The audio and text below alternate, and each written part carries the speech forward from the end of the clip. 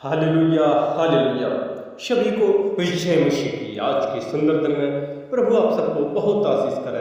और आज का सुंदर वचन है खासकर गिनती, उसमें जो 13 अध्याय है, कनान देश में भेदी। क्योंकि परमेश्वर ने मूसा से कहा था कि कनान देश जिसे मैं इस्राएलियों को देता हूँ उसका भेद लेने के लिए आप पुरुषों को भेजें, आप एक एक गोत्रों के एक एक प्रधानों को भेजें।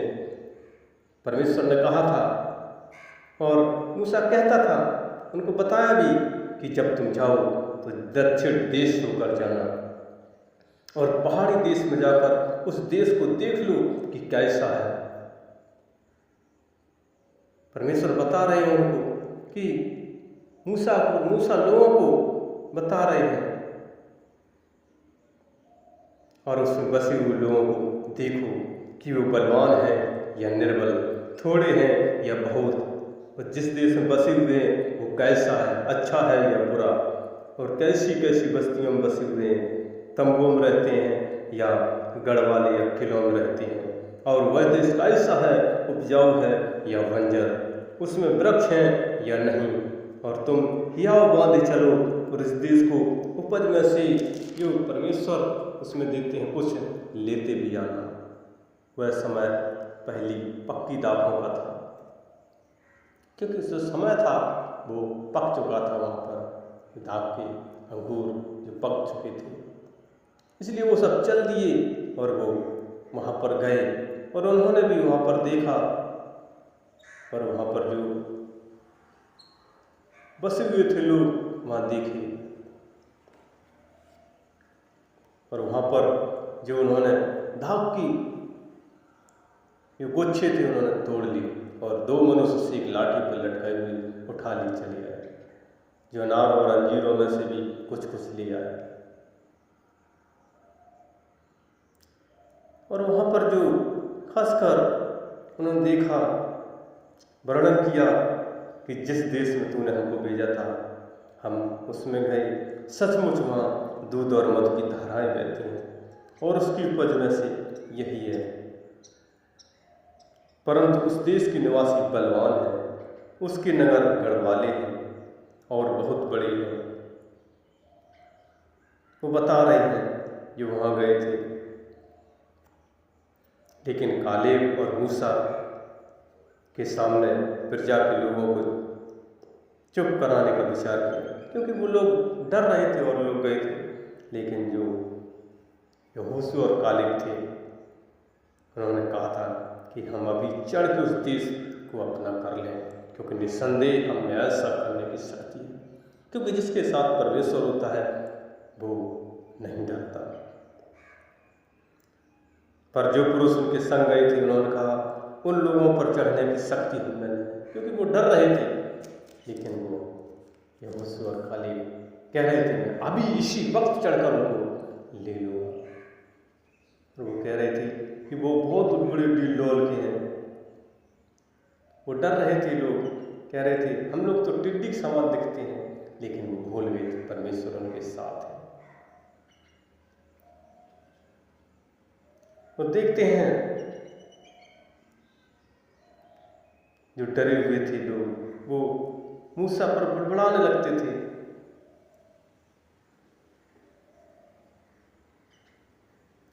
और वो कहते हैं कैसे लेंगे वहाँ, और रात भर वो रोते हैं। और सब इजरायली मूसा और हारून पर बुड़बुड़ाने लगे और सारी मंडली उससे कहने लगी भला होता कि मिस्र में ही मर जाते, जंगल में ही मर जाते, परमेश्वर हमको इस यहाँ क्यों ले आया, क्यों हमको तलवार से मरवाना चाहता है, हमारी स्त्रियां बाल बच्चे लुट जाएंगे। परंतु मूसा और हारून इस्राएलियों की सारी मंडली के सामने मुंह पे गए, बल गिरे, और यहोशू जो नून का पुत्र, यहोशू जो यपुन्ने का पुत्र, कालेब जो इस देश का भेद लेने में से थे, अपने अपने वस्त्र फाड़कर इस्राएलियों की सारी मंडली से कहने लगी जिस देश का भेद लेने को हम इधर उधर घूम कर आए हैं वो अत्यंत उत्तम देश है। यदि परमेश्वर हमसे प्रसन्न हो तो हमको उस देश में जिसमें मधु और जो दूध और मधु की धाराएं बहती हैं पहुँचा कर उसे हमें दे देगा। केवल इतना करो कि तुम यहोवा परमेश्वर के विरुद्ध बलवा न करो, न उस देश के लोगों से डरो। हमें उस लोगों से नहीं डरना उस देश के, क्योंकि हमारी रोटी वही ठहरेंगे। छाया उनके ऊपर से हट गई है और परमेश्वर हमारे संग है, उनसे ना डरो। तब सारी मंडली चिल्ला उठी कि इन पर पथराव करो। वो यहोशू और कालेब पर भी पथराव करने को तैयार हुए, लेकिन परमेश्वर का तेज मिलाप वाले तंबू में तब इस्राएलियों पर प्रकाशमान हुआ। उसी समय परमेश्वर प्रकाशमान हुआ और परमेश्वर ने मूसा से कहा कि वो लोग कब तक मेरा तिरस्कार करते रहेंगे, मेरे सब आश्चर्यक्रम देखने पर भी कब तक मुझसे विश्वास न करेंगे, मैं उन्हें मरी से मारूंगा। इसलिए वो परमेश्वर उनसे खिलाफ में हो जाते हैं, कहते हैं मैं उनको मरी से मार दूंगा। लेकिन मूसा प्रभु से प्रार्थना करता है कि प्रभु तुम तो उनको दिन में बादल के खम्भे में, रात में अग्नि के खम्भे में होकर उनके आगे आगे चला है, इसलिए यदि तुम लोगों को एक ही बार में मार डाले तो जिन जातियों ने तेरी कीर्ति सुनी है वो क्या कहेंगे। तू तो धीरजवंत है, अति करुणामय है, अधर्म और अपराध का क्षमा करने वाला है, परंतु वह दोषी को किसी प्रकार से निर्दोष न ठहराएगा और अपने पूर्वजों के अधर्म का दंड उनके बेटों, पोतों और परपोतों को देता है। जैसे तू यहाँ तक क्षमा करता आया है, अब भी क्षमा कर। परमेश्वर ने कहा मैं तेरी विनती के अनुसार उन्हें क्षमा करता हूँ, परंतु मेरे जीवन की शपथ सचमुच सारी पृथ्वी परमेश्वर की महिमा से भरपूर हो जाएगी। क्योंकि परमेश्वर बता रहे हैं, लेकिन परमेश्वर कहते हैं कि जिस देश के विषय में मैंने उनके पूर्वजों से शपथ खाई उसको वो कभी देखने न पाएंगे। जितनों ने मेरा अपमान किया है उनसे मैं कोई भी उन्हें देखने न पाएगा, परंतु इस कारण मेरे दास कालेब के साथ ही आत्मा है और पूरी रीति से मेरा अनुकरण किया है। मैं उसको उस देश में जिससे वो आया है पहुंचाऊंगा, उसका वंश उस देश का अधिकारी होगा। परमेश्वर कहते हैं कि यहोशू और कालेब वहीं अधिकारी होंगे, लेकिन जो मेरे साथ बुरा व्यवहार करते हैं, गलत सोचते हैं, मैं उनके शवों को जंगल में पड़ी रहेंगी और उन सब में 20 वर्ष के या 20 से अधिक हैं जितने गिने गए थे वो मुझसे बुड़बुड़ाते थे, वो वहाँ पर नहीं पहुँच पाएंगे, क्योंकि प्रभु सब कुछ देखता है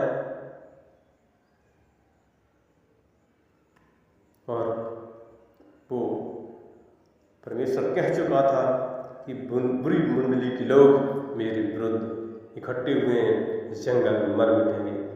निसंदेह मैं ऐसा ही करूँगा भी, और परमेश्वर ने किया भी। और जिन लोगों ने परमेश्वर के खिलाफ आवाज़ उठाई थी, मैं उन नामधराई करने वाले पुरुष परमेश्वर के मारने से उनके सामने मर गए। परमेश्वर ने उनको सबको मिट्टी में मिला दिया जो भी परमेश्वर के खिलाफ में गए थे, परंतु कालेब और यहोशू दोनों जीवित रहे, क्योंकि प्रभु अपने भक्तों को हर वक्त संभालता है, सहायता करता है, इसलिए हमें प्रभु की महिमा करना है। जैसे हम लोग यहोशू 14:9 में भी देखते हैं, परमेश्वर ने कहा था कि तुम यहाँ पर भूमि पर पाँव धराए हैं, मैं तेरे वंश को दूंगा। और जो कालेब था उस टाइम वो 40 वर्ष का था और वहाँ घूमते घूमते वो 45 वर्ष का हो गया, लेकिन वो कहता है कि मैं आज तक जो जीवित हूँ मैं अब 85 वर्ष का हूँ, और जितना बल मूसा के भेजने के दिन मुझ में था उतना बल अभी तक मुझ में है। जो हम लोग यहोशू 14:11 पढ़ते हैं, वो कहता है कि अभी भी मुझ में वो बल और शक्ति है युद्ध करने की और भीतर बाहर आने जाने के लिए। जितने उस समय मुझ में सामर्थ थी, उतनी ही अब भी मुझ में सामर्थ है, क्योंकि वो परमेश्वर का अनुयायी था और परमेश्वर ने उसे दिया, तब वहाँ पर शांति मिली, क्योंकि वो शांति देता है परमेश्वर। क्योंकि जब हम लोग इब्रानियों में देखते हैं 3:19 में, जो वहाँ पर परमेश्वर के विरोध में हुए थे, परमेश्वर ने उनको धराशायी किया था, इसलिए 3:19 कहता है, अतः हम देखते हैं कि वे अविश्वास के कारण प्रवेश न कर सके, क्योंकि वो 40 वर्ष तक उनसे क्रोधित रहा, क्योंकि वो पाप किया था और वो जंगल में ही पड़े रहे।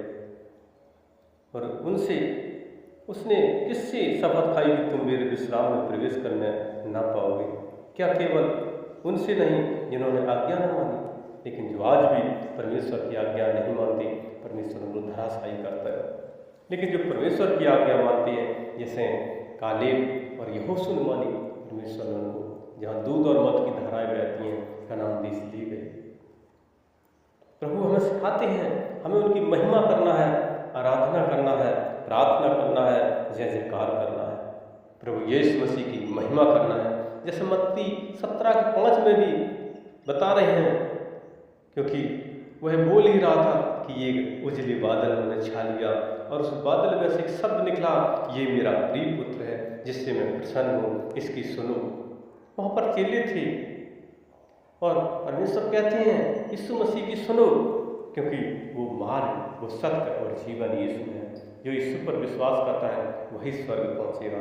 इसलिए हमें प्रार्थना करना है, आराधना करना है, 6 दिन काम करें, एक दिन महिमा करें, उसके भवन में जाएं, आराधना प्रार्थना करें, क्योंकि इससे ही वो प्रसन्न होता है। क्योंकि पल भर का ठिकाना नहीं इस पृथ्वी पर कब जाना पड़े, इसलिए हमें प्रभु की महिमा करना है, जिससे वो प्रसन्न होता है। हालेलुया। और इस वचन के द्वारा प्रभु आप सबको बहुत आशीष करें। और हमारा अगला वीडियो देखने के लिए हमारे इस नए चैनल को आप लाइक और सब्सक्राइब जरूर करें। धन्यवाद।